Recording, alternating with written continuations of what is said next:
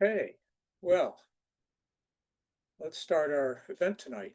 Uh, Good morning, good afternoon, and good evening to all our friends and colleagues around the world. My name is Larry Kelly, and welcome to the first session of this year's series of the World Affairs program of the MIT Club. A lot is changing in the world. We have war in the Ukraine, first war we've had in Europe since the end of World War II in 1945. We have war in the Middle East, tensions in the Taiwan Strait, and then elections in many countries around the world, especially in the US, with significant potential policy changes and everything else going on. And as we heard from our past speakers in our previous session, democracy is under pressure in many places around the world. The goal of our program is to examine world affairs and to promote the understanding and advancement of democracy and freedom. By the way, tonight's event has over 90 people registered. If you missed any of our earlier events, there is a link that I will put in the chat box, and I'll do that right now, which goes to our YouTube channel, where you can see the previous, there we go, where you can see the previous events. Today, I am especially thrilled and excited to have as our speaker, Rose Gadamoller, who is the William J. Perry Lecturer at Stanford University's Freeman and Spogli Institute for International Studies and its Center for International Security and Cooperation, which is also known as CSAC.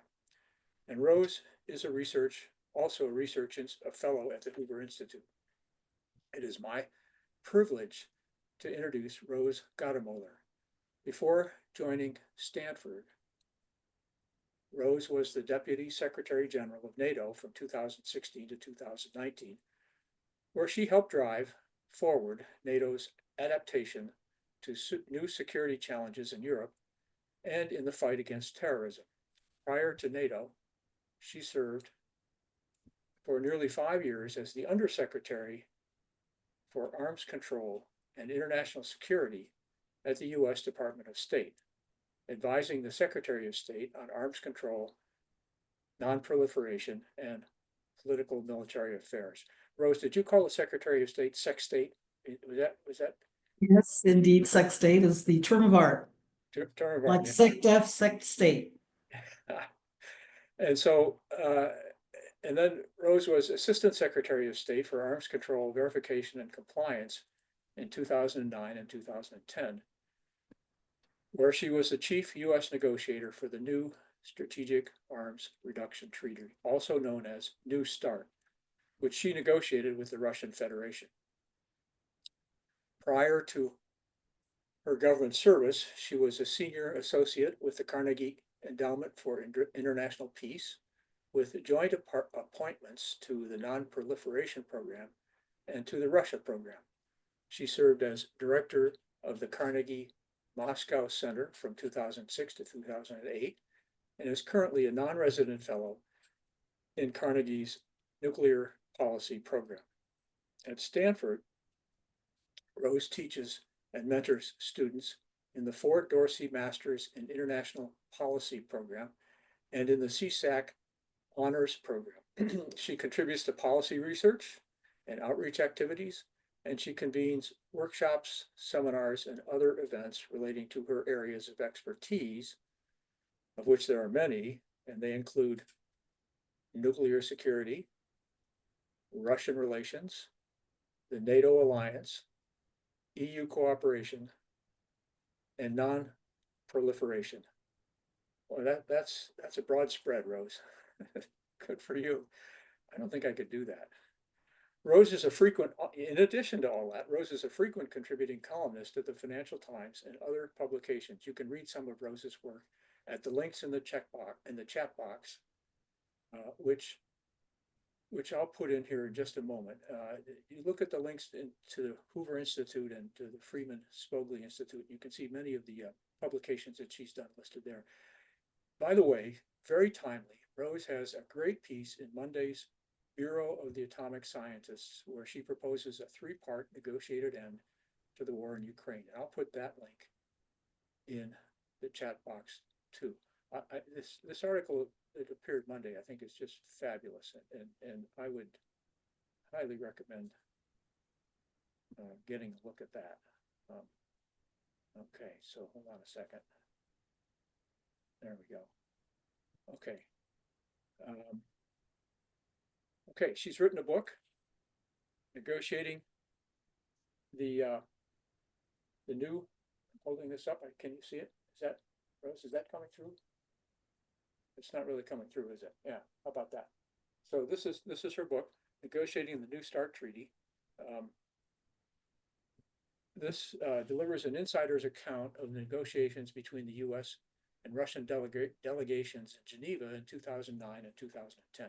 Her book is the winner of the 2021 Douglas Dillon Award for a book of distinction on the practice of American diplomacy. By the way, Rose is the first woman to lead a major nuclear arms negotiation. I read this book and I found it to be intriguing and informative and very thought-provoking. I would recommend picking this up and getting a look at it. Before we start, Rose, could you tell us a little bit about your background, where you grew up, what schools you went to, what organizations you belong to, what got you interested in international affairs, and were there any interesting people in your formative years?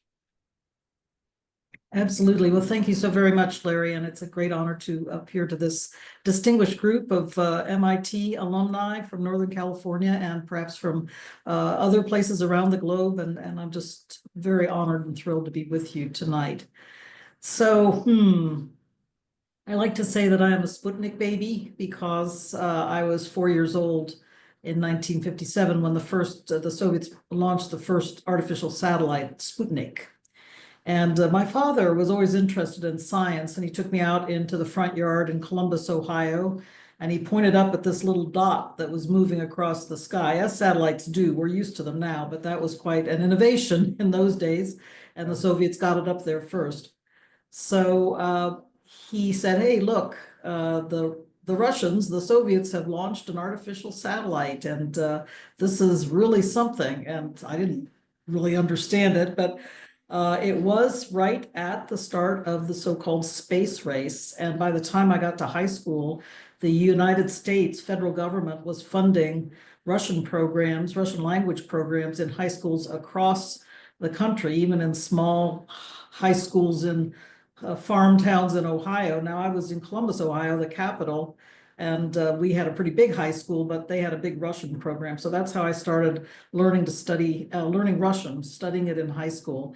And I went on to Georgetown University and got my first degree in Russian language and linguistics because I thought I wanted to be a UN interpreter. I thought that that would be very glamorous. Well, within a short period of time, I found out two things. I found out that my Russian, it could get pretty good, but I would never be as good as a conference interpreter. They are just superhuman beings. I think they have superpowers. And I knew my Russian would never be that good, number one. And number two, I didn't really want to be up in the interpretation box up above the plenary floor. I wanted to be down on the plenary floor making the policy. So by the time I left Georgetown in 1975, I was very much taken with what we call Potomac fever. I was living and working already in Washington, D.C. when I graduated from Georgetown. And so I got into the policy world. I was very lucky to have super mentors. Talk about superpowers. Mentors are great people, and I try to do my best nowadays to mentor young people as well. I went to work at Rand Corporation in their Washington, D.C. office, and their senior Soviet military analyst at the time was a man named Thomas Wolfe, who had been the air attaché in Moscow. Some of you will remember the so-called bomber gap. Well, he was the guy who uncovered the fact that there was no bomber gap, and that in fact the Soviets at the time were struggling to field their air force. So it was a great experience working with Tom. He was working on a book on the first strategic arms limitation negotiations and agreement that was signed by Nixon and by the Soviet leader Brezhnev in actually, I don't think it was Brezhnev, it was Kosygin, I believe. Sorry about that, I should have checked my facts.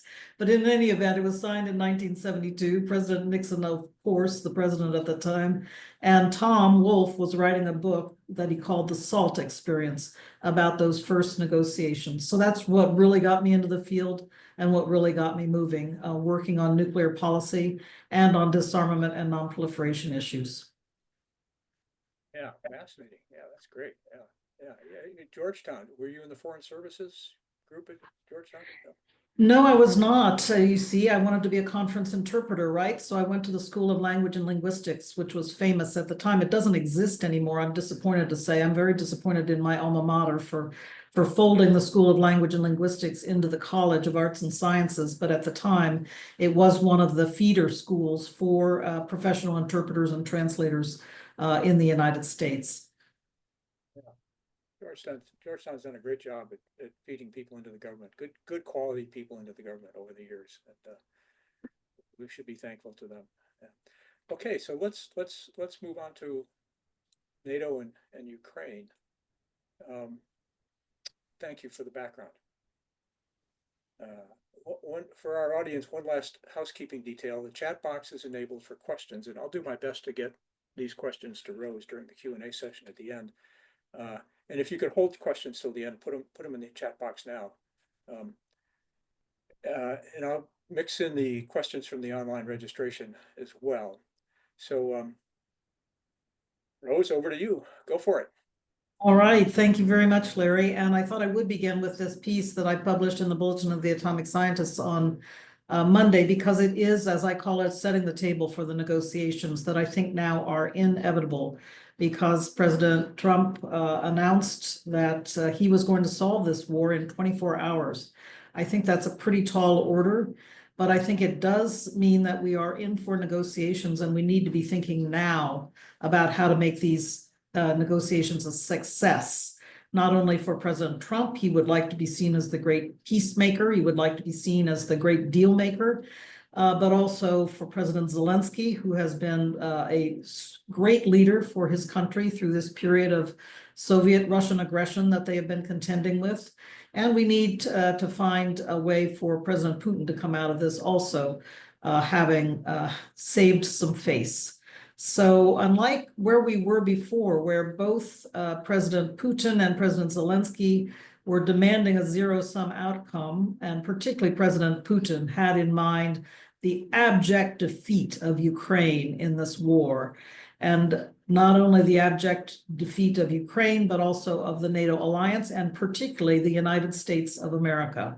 He wanted to see them defeated in absolutely a zero-sum way. This is quite the old Russian tradition that if I win, you lose. If you lose, I win.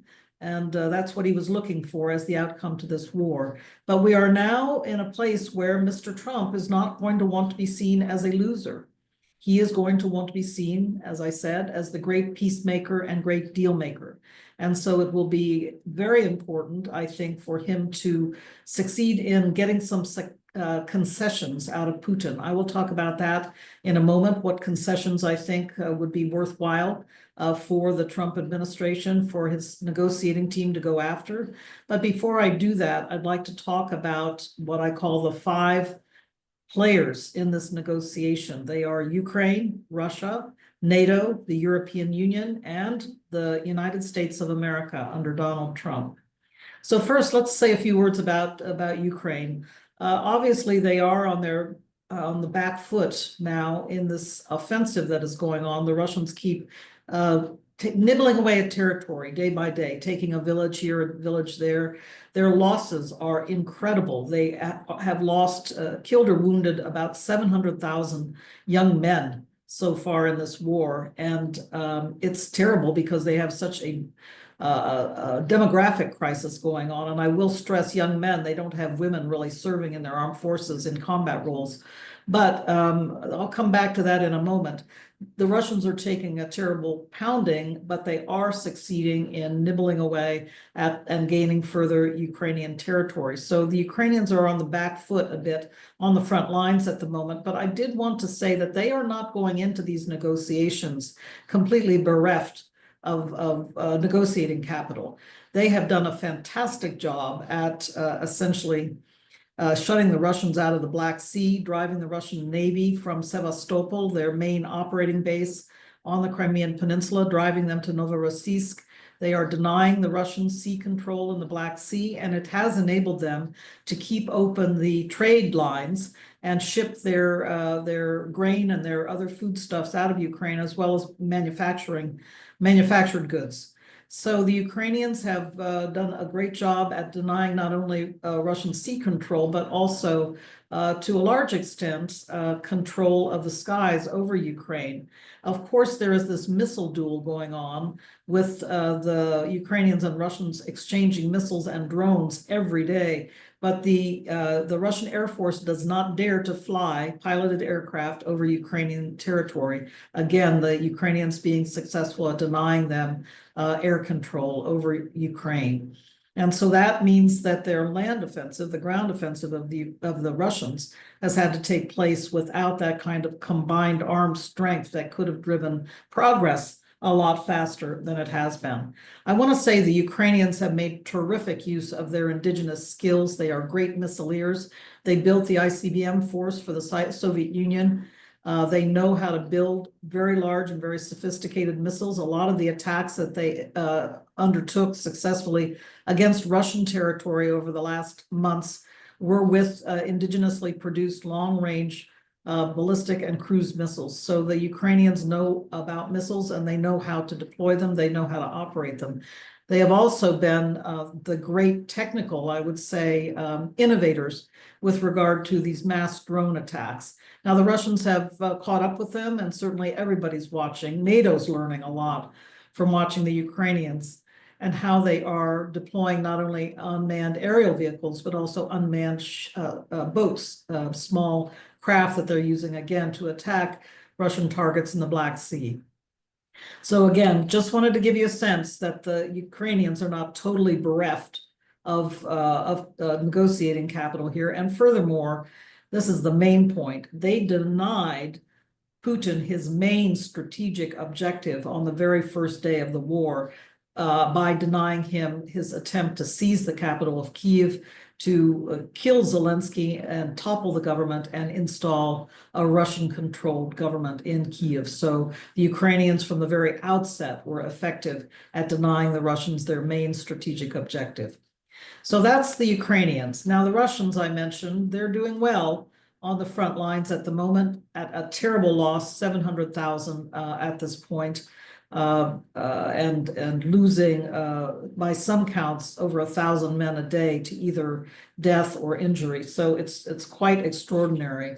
But they have a lot going for them in terms of a massive country with a huge number of resources. They continue, despite all the sanctions, to be able to market their gas and oil and other natural resources. They're doing so successfully, both legally and through the so-called dark fleet that they have managed to acquire. So they are continuing to sell a lot of gas and oil. They also have, I would say they're strange bedfellows, but they have their share of assistance at the moment, including the Belarusians, of course, but also the North Koreans, who they have talked into coming and helping. I think this is a risk for Kim Jong-un, the leader of the DPRK. We can talk about this in the Q&A if you wish, but he's taking a risk sending some of his best crack troops to help the Russians to regain the territory of the Russian Federation in Kursk Oblast that they lost to the Ukrainians last August. So Russia has some strange bedfellows as allies, but nevertheless, they are clearly an asset.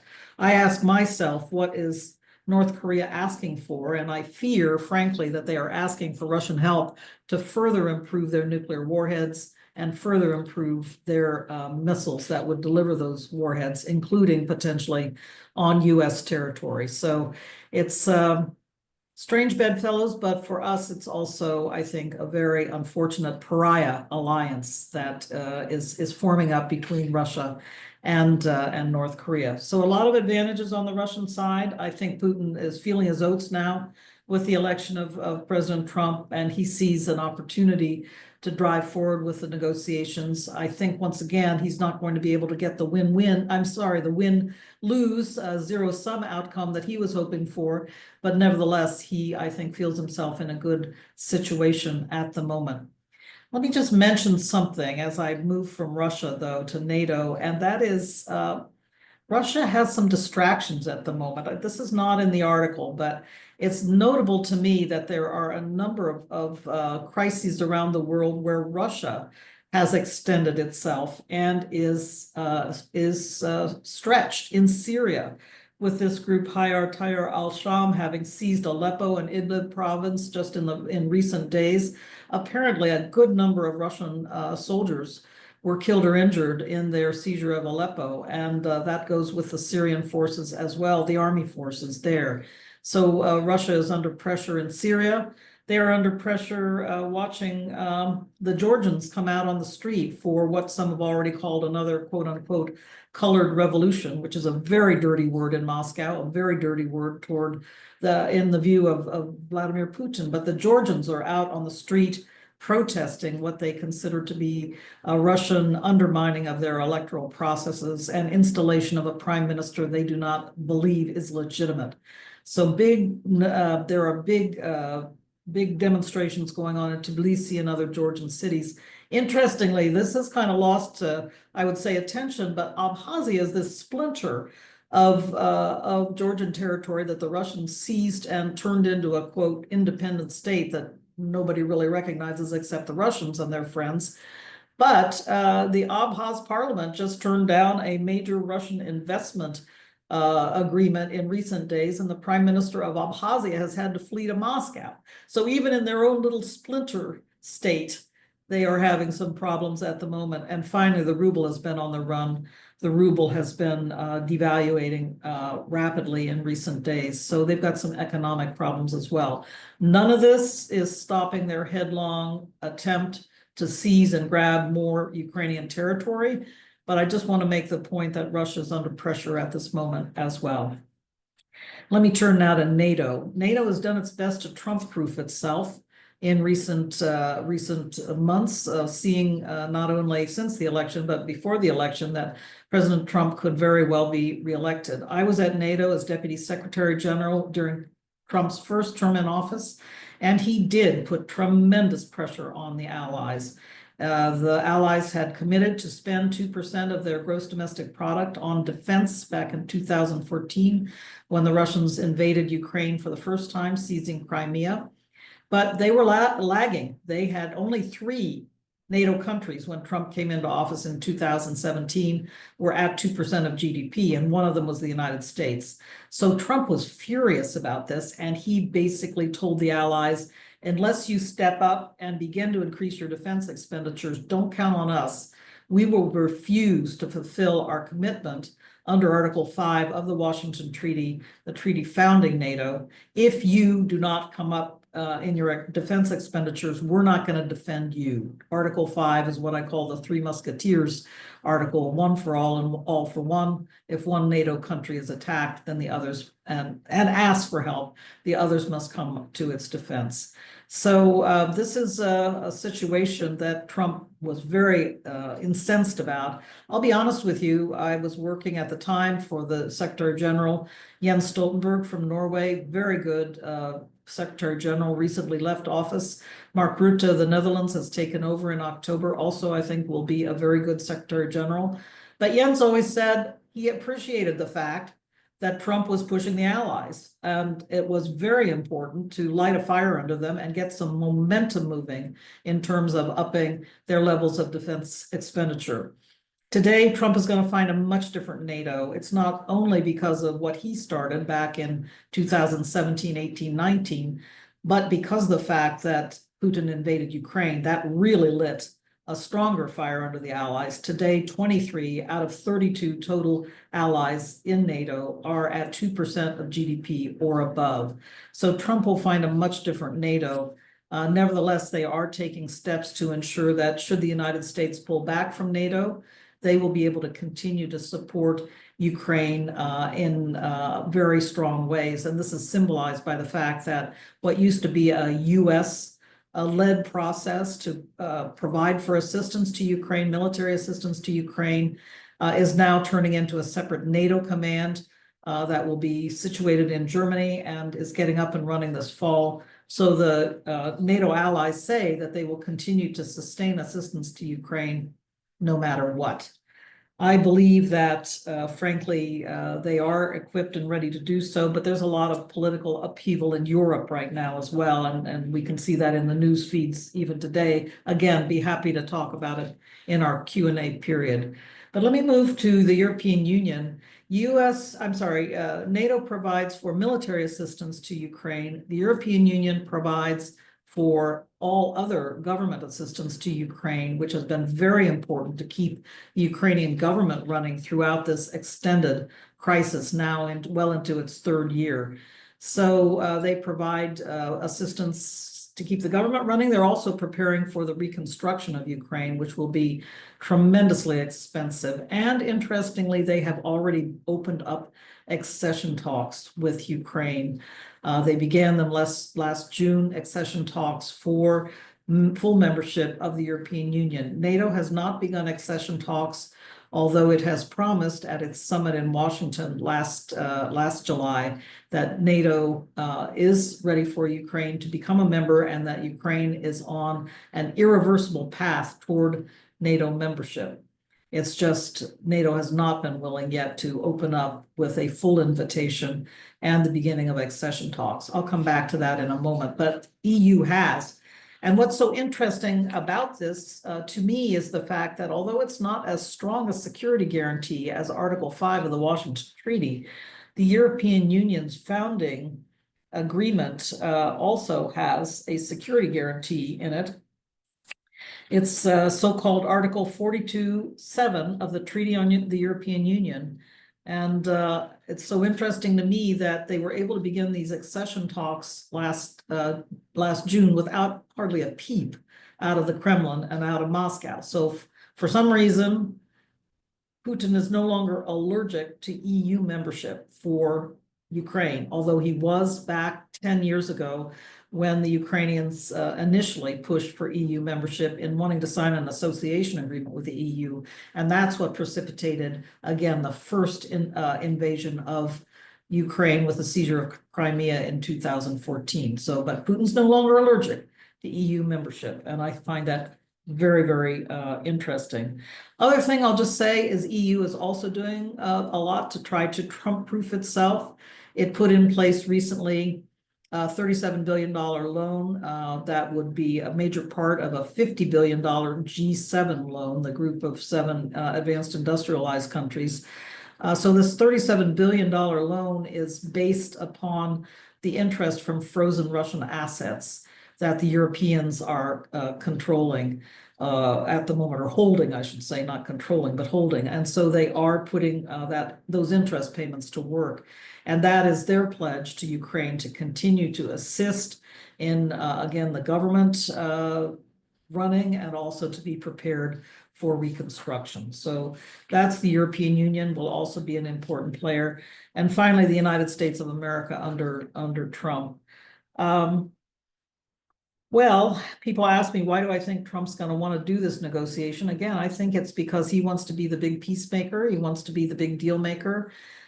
He was ready to do that in his first administration when it was unheard of for the president of the United States to go and meet with the president of North Korea and to try to do a deal with him on nuclear disarmament of North Korea. And he really, was sure that he could do that. He could convince Kim Jong-un that, listen, I'll build you golf courses and beach resorts if you'll just give up your nuclear weapons. He was ready to do that deal. So he's a risk taker too.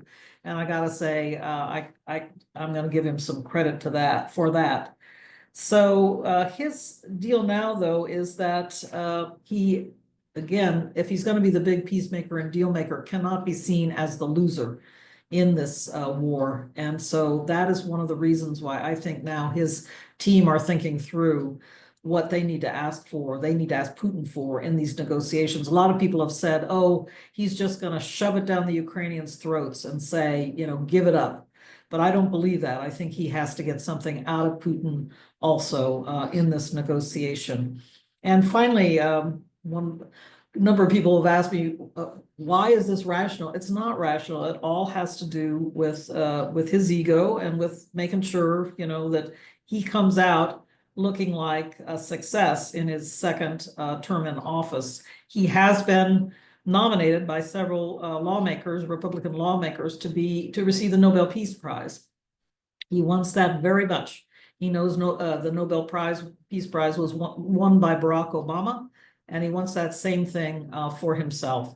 So again, it's not about rationality. It's about his ego and supporting what he wants to be seen as, which is as a very successful deal maker and peacemaker in his second term in office. So 3 concessions, I think, that we could see being palatable to Putin. And again, I'm happy to accept your skepticism and questions during our Q&A period. But I think first and foremost, if Ukraine's territorial reality changes, that is, Ukraine, as we all recognize it within its international borders, determined at the time of its independence, back in 1991, 1992. And by the way, Russia always recognized as well until Mr. Putin changed that equation.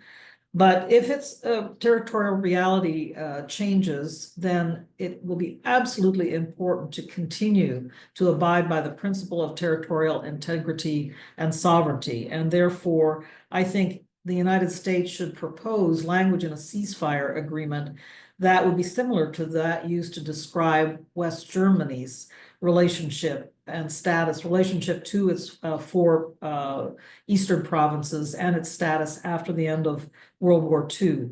The territorial integrity of Germany as a whole was upheld, and the separation of the Federal Republic of Germany from its eastern provinces was not considered permanent.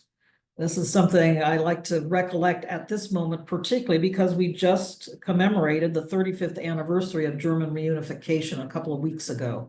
So we've got to really continue to abide by the territorial integrity and sovereignty principles.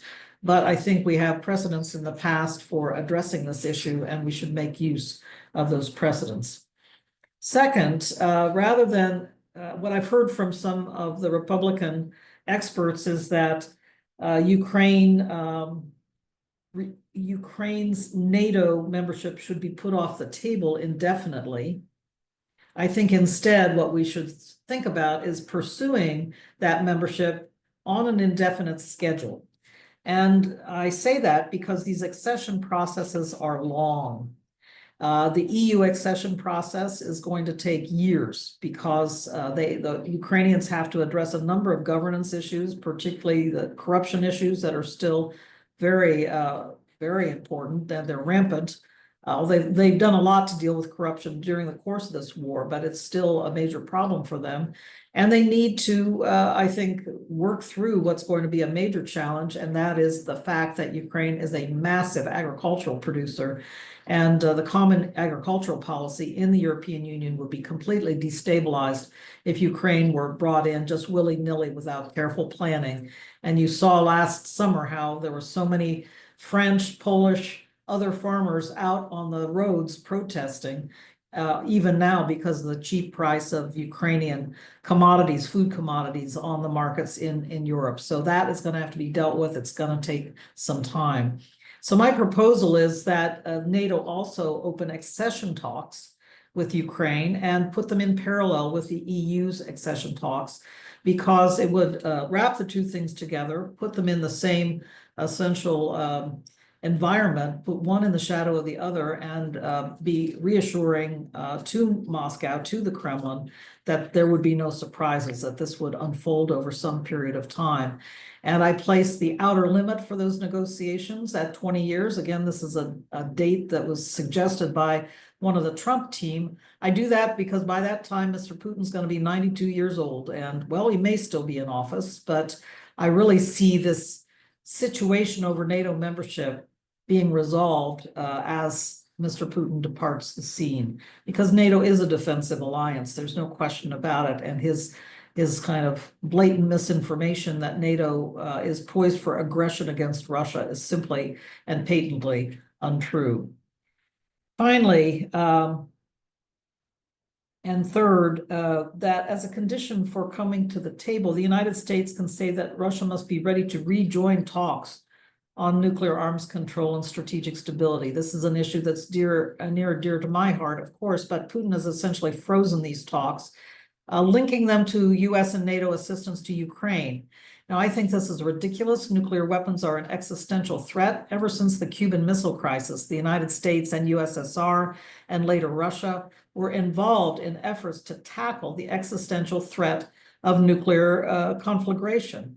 And so that meant we were willing to engage in nuclear arms control talks no matter what. So I think that, frankly, this is something that Putin has done to try to punish Joe Biden, but it's a ridiculous linkage and something that the United States would never bend to. But it's something that I think would be fairly easy for Putin to accept as a kind of gesture to Trump. And again, Trump in this case could end up coming out not only the peacemaker and deal maker in Ukraine, but with a big nuclear arms control deal to replace, oh, by the way, the New START treaty, which was Barack Obama's treaty, and which he doesn't like one bit. He wants his own treaty with his own name on it. So he could end up getting two treaties out of this deal if the negotiations go right. So in the end, we're looking for a win-win-win situation. A win, first and foremost, for the Ukrainians, for Zelensky and for his government, then, of course, for the United States and the NATO allies, and also one that would be a win or could be seen as a win for the Russians as well. Nobody needs to come out of this war in abject defeat. So that's the position I put out on the table. I've gotten a lot of attention for it, including a lot of attention from the Russians. Surprising to me, I thought that they would attack it very loudly. 20 Russian media outlets picked it up in the first day. I did a shorter version for the Financial Times a couple of weeks ago. 20 Russian media outlets picked it up, and I was very surprised when it did not result in a barrage of criticism coming my way and even worse, trolling. So maybe somebody's reading it, I hope. Anyway, back over to you, Larry, and I look forward to the questions. Yeah. So how do you interpret the Russian response? The lack of the fact that they accepted it and didn't complain. How do you interpret that? Do you think they're ready to negotiate? Well, I think the reality of the situation, and again, Putin feels like his buddy Trump's coming back in, right? So he feels like this is a good moment. He feels like he's on the front foot, although he's got all these difficult crises dogging him, as I mentioned at the outset. But he, in general, knows he has to negotiate, knows he has to be ready to talk, and I think he's going to continue to bluster. But in the end of the day, I think he will be prepared to do so. And for that reason, they're looking for ideas too. And I think that's one reason why they just kind of quietly took on board what I had to say and did not immediately attack it as you know, U.S. propaganda or misinformation, or that dumb Gadamer woman doesn't know what she's talking about. Well, they didn't respond with a counterproposal either. No, At this no, point. but you know, the one thing about the Russians and the Ukrainians for that matter, they are excellent negotiators. They are all very well trained in diplomacy, and they are very good at holding their cards close to their chests. Well, I sure got that from your book. Boy, you alluded to that many times in your book. So if you were, how would you negotiate this with how would you go about, what tactics and techniques would you use to negotiate this with the Russians? Well, it's going to have to come from the top to begin with, and that's important to any major negotiation, that the leaders be seen as absolutely engaged. And I think that means early engagement, maybe not all three men at the table at the same time, but Mr. Trump working and talking with Mr. Zelensky, perhaps separately, you know, with Mr. Putin, and then guidance coming down to the negotiating teams from the very top about how to work and get this done. I think it will be a fairly, it won't be like the New START negotiations, which stretch out over a year. Right. I think there will be an attempt to get some kind of ceasefire in place pretty quickly. And then from that moment on, they will work on the other details of what would turn into a peace agreement. But that's how I see it unfolding in the first stage anyway. Yeah. the Russians are undergoing significant costs, in terms of personnel. You allude to 1,000 or more people a day being casualties. And assuming we don't back out, we being the Americans don't back out, or even if we do, if the Europeans step up in providing military and economic assistance to Ukraine, how long do you think the Russians can continue? Can they really continue indefinitely? I mean, the currency, as you suggest, the currency is falling apart. Their forces in Syria and other places are in trouble. They're running. Well, we kept hoping that some major crisis would either economic or political. The closest we got was when Mr. Prigozhin marched on Moscow in June of last year. Right. But Putin quickly reasserted his power and authority, I'm convinced he killed Prigozhin in that airplane crash last August, a year ago, August. Well, And not only did he kill Prigozhin, he sent a message. well, clearly that's the point. I'm the boss and everybody's got a knuckle under and we're going to make this happen no matter what. And so far the Russian people haven't risen up. The Soviet war in Afghanistan ended with a mothers movement when the mothers stood up and said, we've Correct. had it with our sons' bodies coming back in zinc coffins. Correct. Stop. And that led, of course, that was a different regime. It was the tottering Soviet Politburo, right? That couldn't muster the energy to get the security services out on the streets, I guess. But now they're living in a different moment when the security services under Putin are really exerting a great deal of intimidation and force on the Russian population. And the Russian population wants to keep its head down and not have to pay attention to this war, which is also a policy that Putin has promulgated. Right. So there's a question in the chat. Let me read it. What about what is called the Finland solution per the end of the Russo-Finnish War in 1940? Right. It led to the long period of what we called Finlandization during the Cold War, right?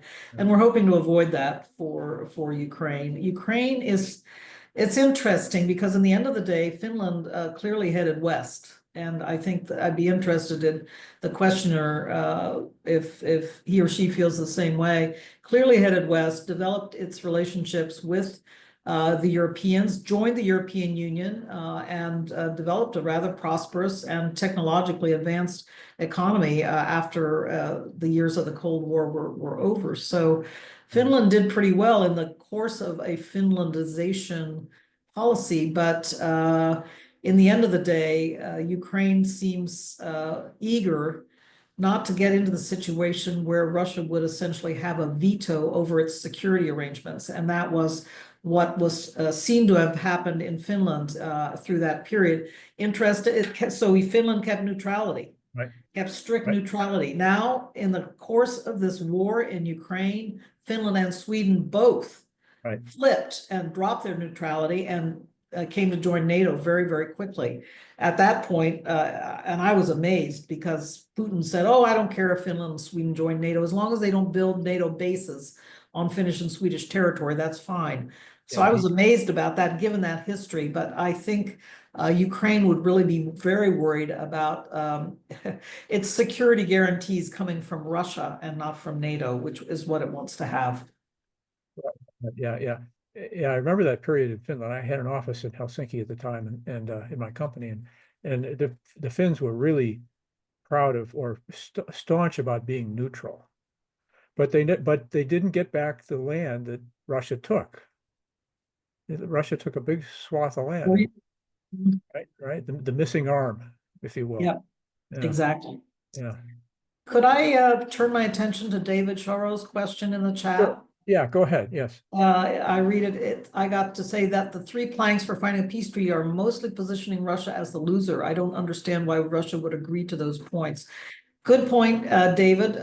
But I will say that what I did not do, these were points that I said I thought the United States should advance as concessions that Russia should undertake. I did not talk about what Ukraine or Russia should advance. Russia, of course, is going to ask for immediate sanctions relief, because although Putin is blustering and saying our economy's fine, there was just another speech by him today, bottom's dropping out of the ruble. It's well over 100 now, 100 rubles to the dollar now. And he's saying, oh, everything's fine. We're doing all our clearance in rubles and yuan, the Chinese currency, not worried at all about what's going on. Well, he's whistling past the graveyard, frankly, because the Russian economy is into an inflationary spiral as well. But so they need sanctions relief. He's never going to admit it, but that will be their top ask. And I think that the United States and its NATO allies, its EU allies, are going to have to be prepared to think quickly. Assuming he does, he makes the concessions we need, they're going to have to think rapidly about implementing sanctions relief. And that's going to be hard. It's going to be politically very difficult. But that would be what I would put forward. And in the case you ask also, does Ukraine territorial integrity include returning Crimea to Ukraine? Absolutely. That is within the borders of Ukraine under the agreement that was reached at the time of its independence. And it will be, I think, necessary. That will be very much on the list of Zelensky's demands, that territorial integrity be defined as the internationally recognized borders of Ukraine as of its independence in the early 90s. Now, so here's another question. Will Putin move on after Ukraine to attacking Georgia? I think Well, he already did attack Georgia back in 2008, as you know. They carved off these two statelets. One is Abkhazia and the other is South Ossetia. Right. South Ossetia is an absolute basket case, and the Russians are paying a lot in the way of subsidies to keep people alive there. Abkhazia, as I mentioned, it's remarkable to me, but the the parliament has stood up to Moscow, and I'm just amazed by that. So they are not turning out to be as pliant as I think Russia wanted. So to make a long story short, yes, of course, all of those states that are around Russia's borders must look over their shoulders at what Moscow might do next. That's why states like Ukraine, as well as Georgia, wanted to be on the list of NATO aspirants. Russia has done everything it can to undermine Georgia's NATO path. By the way, when I was DSG of NATO, they were among the best partners of NATO. They were very active in Afghanistan and the counterterrorism fight in Afghanistan. Excellent special forces, Georgian special forces. So it's sad for me to see what's happening now with Russia undermining their democracy, but we'll see what the people out on the street are able to bring about. And I want to stress for this audience, Russia has accused the United States and NATO again of destabilizing Georgia. It's not NATO and the United States that's destabilizing Georgia. It's Russia's behavior in the last election cycle, in my view, and their misinformation and disinformation campaigns. Yeah, good. Yeah. So here's a question that is in the chat that I've heard before. How would the current situation be different if Ukraine had not agreed to give up nuclear weapons in 1991, 1992 when they did the territorial treaty? Yeah, I was involved in those negotiations, and I worked very hard with President Clinton and his government to put in place the so-called Budapest Memorandum and the trilateral agreement, under which the US, Russia, and Ukraine, as well as Kazakhstan and Belarus, had separate parallel agreement packages. But all three of those states agreed to give up the nuclear weapons that had been left on their territory at the breakup of the Soviet Union. My view is, and my very clear view, is that nuclear weapons would not have bought Ukraine's security at that time. In fact, it would have led to an early war between Ukraine and Russia. They were both fragile new independent states at that point. They would have destroyed each other, in my view, at that point, and torn each other apart, and they would not have succeeded at becoming the independent and sovereign states that we see today. And in the case of Ukraine, the independent sovereign state with the strength of purpose and commitment, as well as the citizens willing to defend that independence and sovereignty.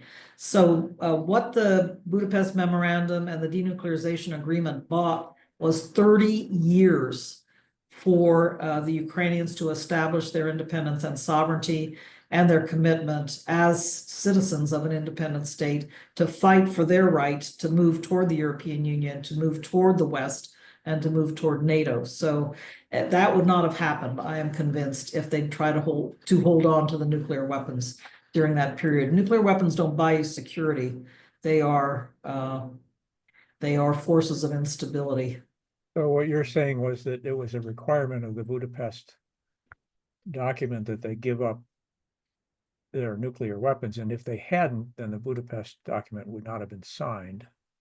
Well, their nuclear weapons is a misnomer because they did not control those nuclear weapons. They were still controlled from Moscow.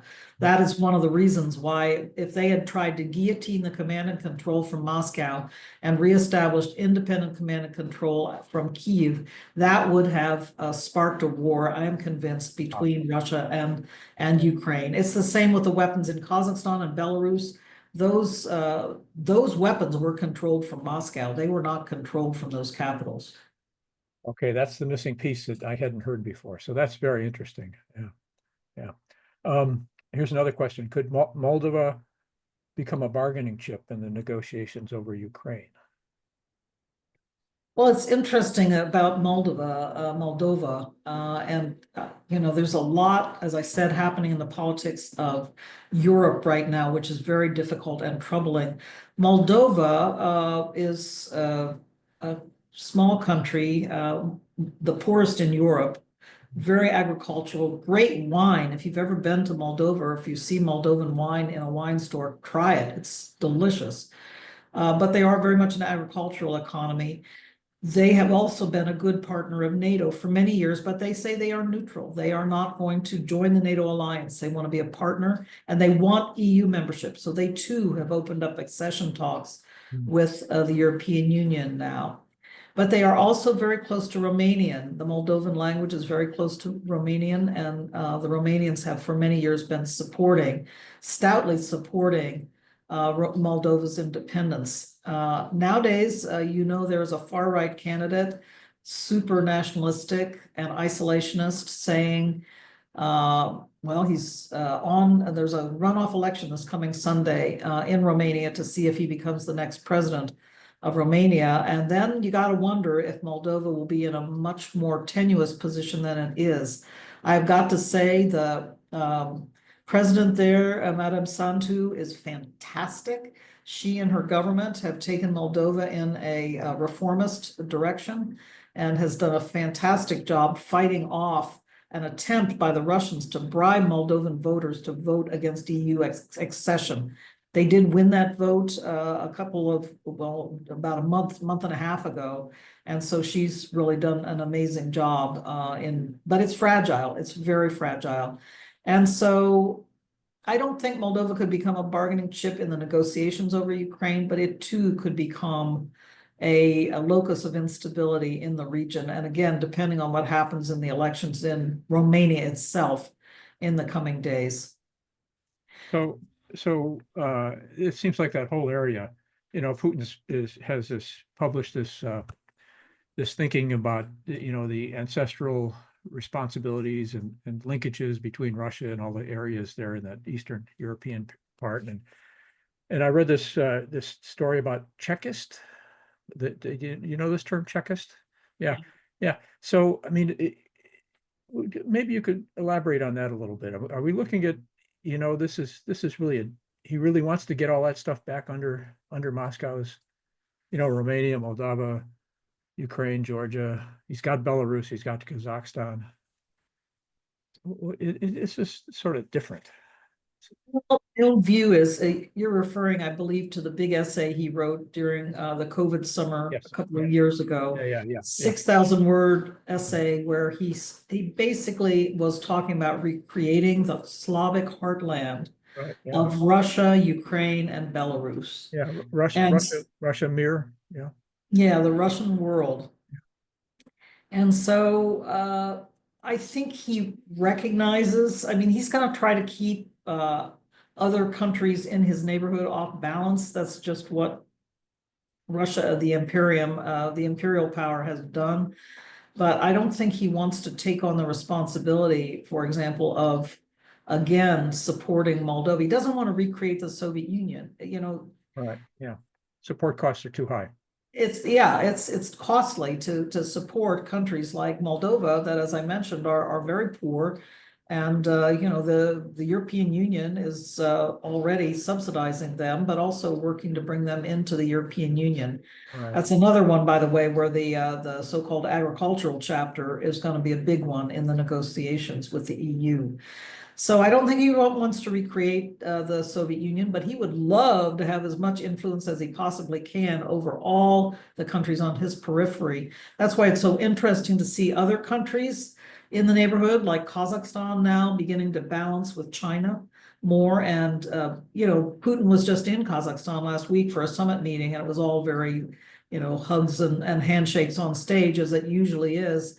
But also there was a sense from President Tokayev of keeping some balance and keeping some distance, which I think is very good. And Tokayev and his government have been clever about turning also to the Chinese and having a relationship with them. Kazakhstan, a vast country sandwiched between China and Mongolia and Russia, with a huge amount of natural resources in their own right. They have done a good job at parlaying their capacity and capability and resources into a successful economy. Yeah.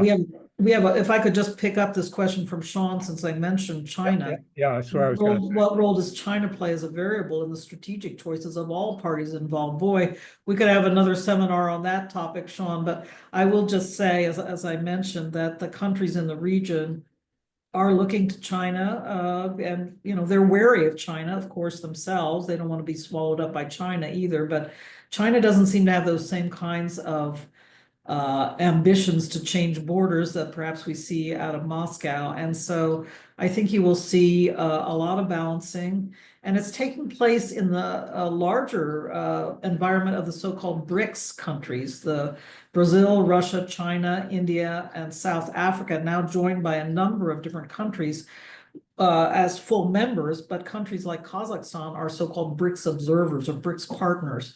So they're using this as a platform. These countries are using this as a platform to balance each other.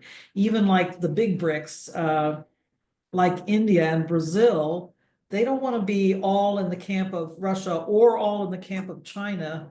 If they're, you know, balancing also with the United States, they want to have a way to play all sides and to look for best advantage for their country, for their capital. So it's a very, very different dynamic from what we saw right after the end of the Cold War, when the United States was clearly prima inter pares in the world. We're not in that place today. We see a lot more geostrategic, geopolitical competition. United States is still a major leader and dominant on the trade and economic front. And on the technology front, you know, we see that out here in Silicon Valley, but other countries around the world are looking for ways to balance with the big guys, and the BRICS is turning out to be a big platform for that. Let me just say one more word about China and Russia, because that has been so interesting. I give Xi Jinping and actually Narendra Modi from India a huge amount of credit for turning Putin off the idea of using nuclear weapons in Ukraine.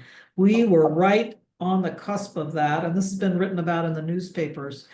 We were right on the cusp of that in the fall of 2022, when actually Russia was on the run and Russian forces were being pushed out of the southeastern part of Ukraine. And Putin apparently at that point asked his general staff for real options for using nuclear weapons. 50-50 chance, the US intelligence agencies were saying at that point. Again, it's out now. If the New York Times has written about it, it's been out in a book recently. But at that point, Washington went to both New Delhi and to Beijing and said, we need you to talk to Putin. And those two men, again, it was in Kazakhstan at a summit meeting of the so-called SCO, the Shanghai Cooperation Organization, again, a regional organization with all those countries as members. They publicly reproved Putin and said, do not even think about using nuclear weapons in Ukraine. And to me, that was remarkable. that they would, these guys don't criticize each other publicly, but in that case, they publicly criticized, they didn't criticize him, but they said to him in no uncertain terms, do not think about using nuclear weapons in Ukraine. And that was a big deal. So I do think that Modi, in this case, he's been buying, and so have the Chinese, they've been buying a lot of Russian oil, but they have been willing to put some brakes on, and Xi Jinping has been willing to put some brakes on the worst possible excesses that Putin could undertake, such as using nuclear weapons. Yeah, I remember the statements that they made in the press. I didn't realize that our guys went to Xi Jinping and Narendra Modi and asked them to do that. That was good work on our side, huh?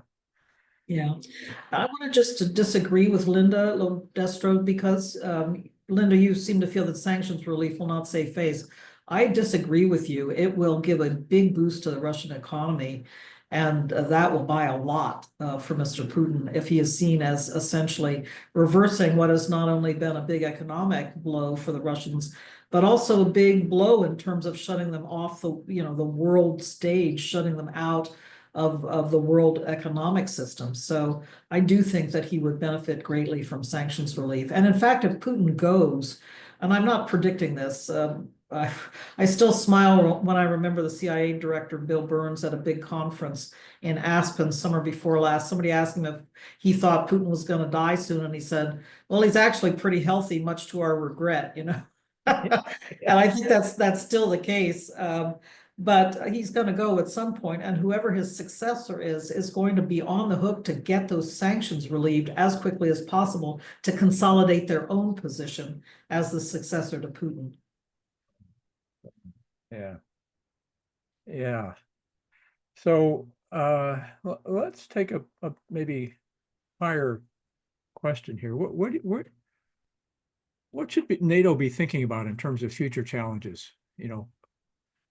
Should NATO be thinking beyond the North Atlantic? It's the most successful military alliance in the history of the world. 75 years now, right? 76 years. Where does NATO go? Right. Well, I get asked this question a lot, Larry, and it's funny. I got asked it a lot by the Chinese. I was responsible as DSG for negotiating with the Chinese ambassador in Brussels about forming a line of communication between NATO and China, between NATO and Beijing, in order basically to have political military talks, to be able to just to talk to each other. And it was a big deal. The Chinese resisted for about 18 months, took a long time to negotiate, but we finally managed to do it. And the Chinese kept asking me again and again and again, is NATO going to come to Asia? And my answer to that is absolutely not. Look at the name of the organization. It's the North Atlantic Treaty Organization. Its center of gravity is between North America and Europe, and its whole goal is to defend the allies in Europe as well as in North America. So NATO will not move to Asia. It will not move to China. We have good allies in Asia, as you know. In Japan, ROK, Australia, New Zealand. Right. ROK has been a bit iffy in the last day. Yeah, but anyway, they are good allies, generally speaking. And democracy won in the ROK, right? Yeah. Yeah, 190 to 0. But so democracy. So what are your, NATO has been very instrumental in promoting and preserving democracy, I would think, right? So so what are your thoughts on how do we get more democracy? I just ask you that way. Well, NATO has coexisted over many years with a number of different countries among its membership, including Portugal under the dictatorship in the 60s and early 70s. So people often ask me, how do you put up with country in NATO? How do you put up with countries like Turkey or Hungary, today Slovakia, maybe Romania? I hope that's not going to be the case, but how do you put up with countries kind of with more authoritarian leaning leaders, and what does NATO do about it? Well, I say, look, all NATO member states sign up to the principles in the preamble to the Washington Treaty, which is essentially the principles of the UN Charter. Everybody signs up to that and pledges to continue advancing along that path. countries are democratic countries and they choose their own governments. If the voters choose to move in a more autocratic direction or a more right-wing nationalistic direction, that's democracy at work. And so NATO has to do everything it can to continue to work in those circumstances, and to see, you know, evolutions occur in those countries. And I like to say that NATO continually works to advance democratic principles from the inside out, like just the way NATO trains troops and NATO trains officers who come to work at NATO in the headquarters, in the command, the European command. You know, basically they work according to certain principles, like the laws of war. You avoid targeting of civilians, you know, and so it works on promulgating the principles that we hold dear in our democracy from the inside out, just in the way it works and trains. And I saw that myself. It's a very, very effective. The example I like to give, I do it delicately because Portugal, I don't like to say that NATO instigated the coup, the coronation coup in 1973 that toppled the dictatorship. But it was a fact that officers who had trained at NATO, then many of them went as the kind of empire was ending, the Portuguese Empire was ending, and they were serving in Africa and Angola and elsewhere. And they saw what was happening, and they came back, and they were the officers that essentially launched the coup and then led to democratic reform and new elections in Portugal, toppled the dictatorship. So I say, here's an example of how NATO instilled these principles from the inside out, and they went on then to lead to democracy being reestablished in the country. But I do that delicately because I don't like to say somehow that NATO was responsible for a coup. That's not what I'm saying. I'm saying the people who trained in NATO were the ones who helped move that country along. Well, it would seem like, you know, democracies don't go to war against each other. I don't know of any examples. Maybe you have one, but there are no examples that I'm aware of where two democracies have gone to war against each other. And what NATO is good at. Well, we have inside the NATO alliance, we have Turkey and Greece, and they don't actually go to war against each other, but they're constantly sparring. I'll put it that way. Yeah, that's true. Okay, that's true. But they're not quite at war. And what NATO does is it keeps them from fighting.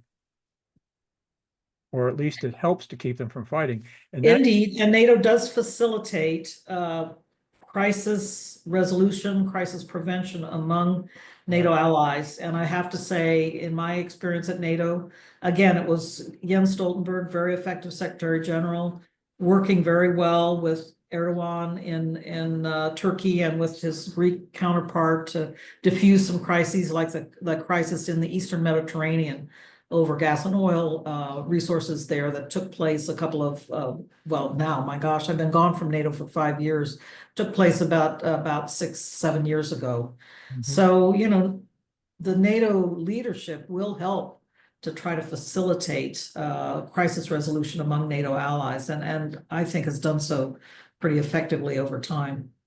Yeah, and I guess that was my point, was that you get really substantial democracies that are way over on the curve in Larry Diamond's, on Larry Diamond's chart. And then you get sort of the backsliders that where Hungary is today, where they're becoming an illiberal democracy, and yet they're not fighting anybody.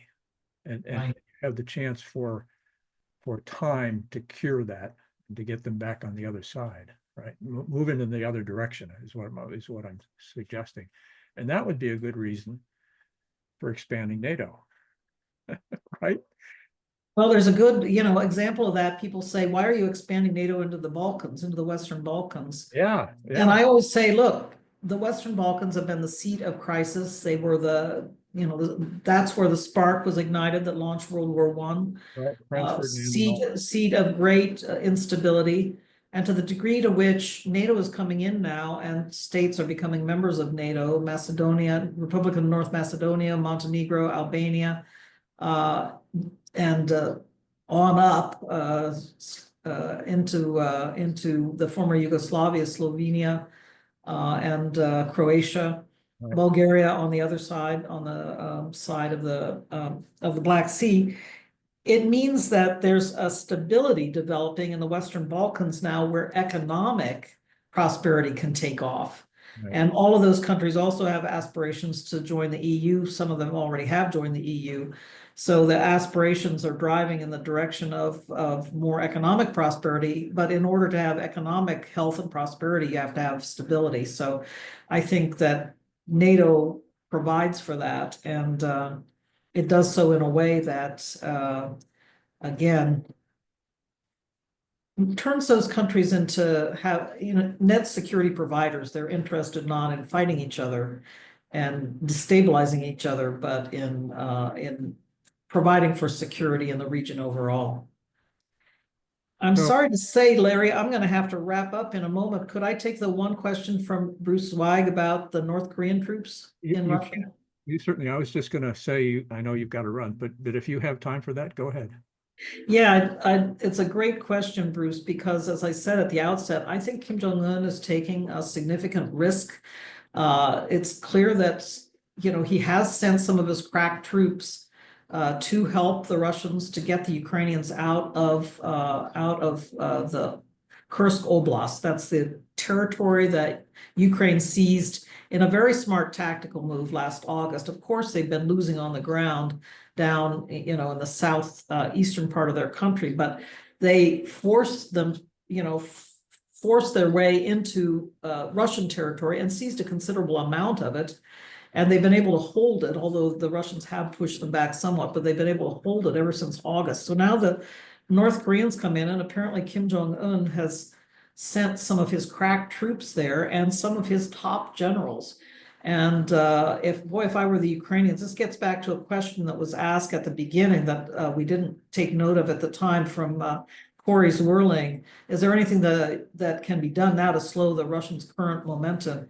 I would continue to, if I were the Ukrainians, and I'm not a military person, obviously, but if I were the Ukrainians, I would continue to exert pressure against Russian and now North Korean efforts to resume or regain territory in the Donbass. Apparently, they injured and perhaps even killed some of the top North Korean commanders who had been sent by Kim Jong-un, and they're going after the troops there. The North Koreans are still being held toward the rear, apparently, but I would do everything possible to keep the pressure up on the Russians in the Kursk region, and because that's a big bargaining tool, a big bargaining chip for the Ukrainians in the upcoming negotiations, in my view.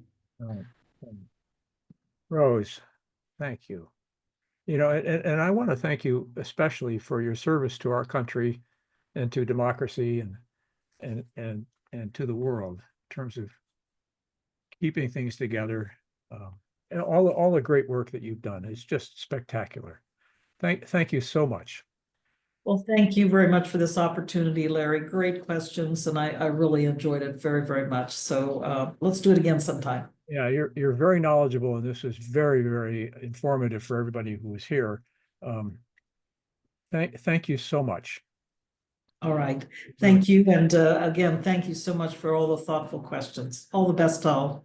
Okay. All right. Have a good evening. And to Bye-bye. our audience, we'll have some new seminars and events next year. Thank you so much and have a great holiday.